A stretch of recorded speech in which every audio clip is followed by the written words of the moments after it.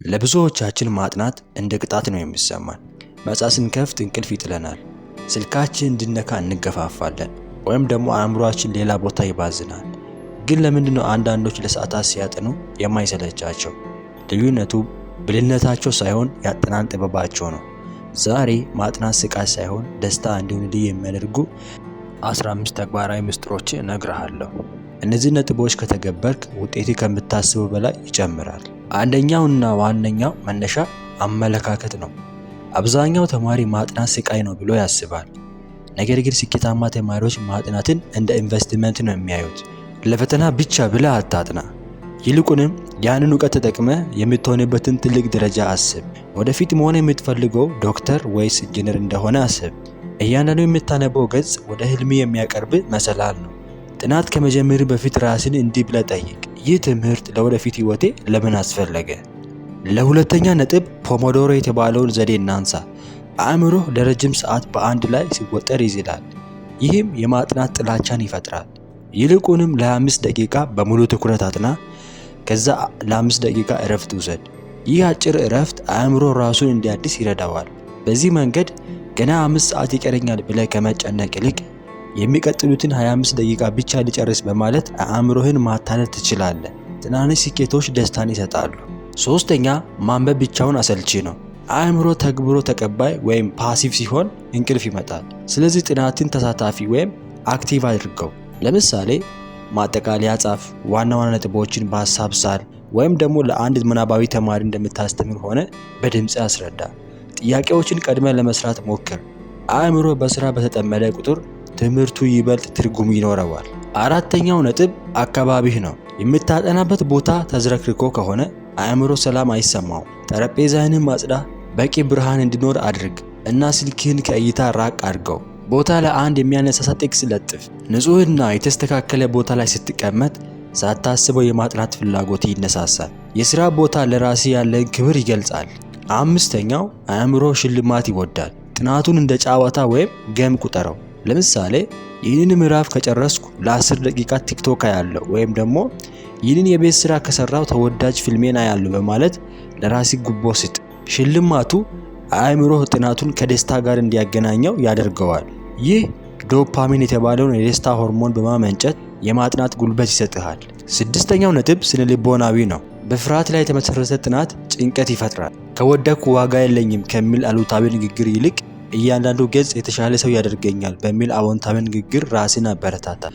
ዓላማ እውቀት ማግኘት ሲሆን ፈተናው በራሱ ጊዜ ቀላል ይሆናል። ራስን አታጨናንቅ፣ ይልቁንም በሂደቱ ተደሰት።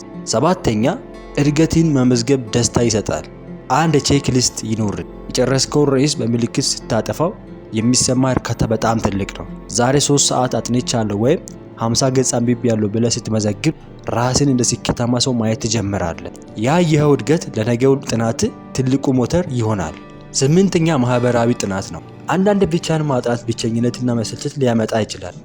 ከቁም ነገር ጓደኞች ጋር በመሆን እርስ በርስ ተጠያየቁ፣ ያልገባችሁን ተረዳዱ። ነገር ግን እዚህ ጋር ማስጠንቀቂያ አለ። የሚያዘናጉህን ሳይሆን የሚያበረታቱን ጓደኞች ብቻ ምረጥ። በቡድን ማጥናት ትምህርቱን ይበልጥ አስደሳችና ፈጣን ያደርገዋል። ዘጠነኛው ነጥብ ያለ ጤናማ አካል ጤናማ አእምሮ አይኖርም። እንቅልፍ ካልተኛ አእምሮ መረጃ መያዝ አይችልም።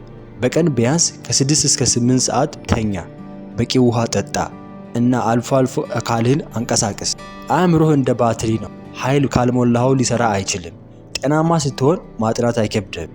አስረኛው ነጥብ የሚታጠናውን ነገር ከእውነተኛ ህይወት ጋር ማገናኘት ነው።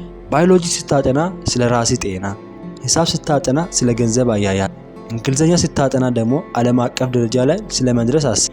ትምህርቱ ከህይወት ጋር ያለው ግንኙነት ሲገባ ማጥናት ግዴታ መሆኑ ቀርቶ ፍላጎት ይሆናል። 11ኛው ዘዴ ብለርቲንግ ይባላል። ይህ ዘዴ አእምሮህ መረጃ ምን ያህል እንዳስታወሰ ለመፈተሽ በጣም ውጤታማ ነው። ዘዴው እንዲህ ነው።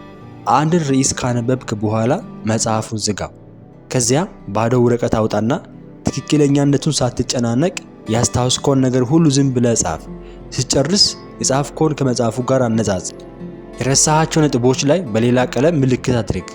ይህ ዘዴ የትኛው ክፍል ላይ ክፍተት እንዳለብህ በግልጽ ስለሚያሳይ በድጋሚ ስታነብ ትኩረት እንድታደርግ ይረዳሃል። 12ኛ የድምፅ ተጽዕኖን ተጠቅም። አንዳንዴ ሙሉ ዝምታ አሰልቺ ሊሆን ይችላል። አልፋ ዌቭስ ወይም ሎፊ ቢትስ የተባሉ ለጥናት ተብሎ የተዘጋጁ የሙዚቃ አይነቶችን ተጠቀም። እነዚህ ሙዚቃዎች ቃላት የሌሏቸው በመሆኑ አእምሮ በንባቡ ላይ እንዲያተኩርና የውጭ ረብሻዎችን እንዲከላከል ይረዱታል።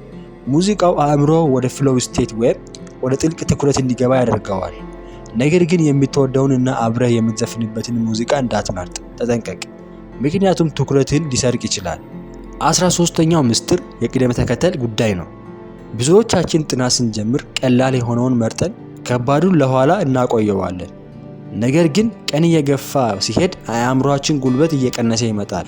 ስለዚህ ኢት ዘ ፍሮግ በሚለው ህግ መሰረት በጣም ከባዱንና የሚያስፈራህን ርዕስ ጥናት በጀመርክበት በመጀመሪያው ሰዓት ጨርሰው።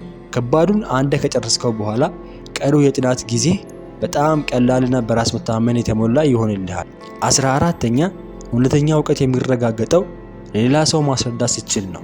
ጓደኛህ ወይም ታናሽ ወንድምህ ካሉ ያነበብከውን ነገር በግልጽ አስረዳቸው። ማንም ሰው ከሌለ ደግሞ ግድግዳውን ወይም መጫወቻ አሻንጉሊትን እንደ ተማሪ ቆጠርና አስተምር። በምታስተምርበት ጊዜ አእምሮህ መረጃዎችን በሎጂክ ማደራጀት ይጀምራል። በንግግር መሃል የምትሰናከልበት ቦታ ካለ ያንን ነጥብ ገና በሚገባ አልተረዳኸውም ማለት ነው። ስለዚህ ተመልሰ ለማንበብ እድል ይሰጥሃል። 15ኛና የመጨረሻው ራስን የመፈተሽ ባህል ይኑር። ከማንበብ ይልቅ ራስን መፈተሽ መረጃን በአእምሮ ውስጥ ለረጅም ጊዜ ለማቆየት ይረዳል። ምዕራፉን ጨርሰ ወደ ሌላ ከመሄድ በፊት በመጽሐፉ መጨረሻ ላይ ያሉትን ጥያቄዎች ስራ፣ ወይም ደግሞ በንባብ መሃል ራስን አሁን ያነበብኩት ዋና ቁም ነገር ምንድነው ብለህ ጠይቅ። ይህ አክቲቭ ሪኮል ይባላል። አእምሮ መረጃን ለማውጣት በደከመ ቁጥር ያ መረጃ በቋሚ ትውስታ ውስጥ የመቀመጥ እድሉ ሰፊ ነው። ማጥናት አሰልቺ የሚሆነው ያለ ዓላማ ስንጓዝ ነው።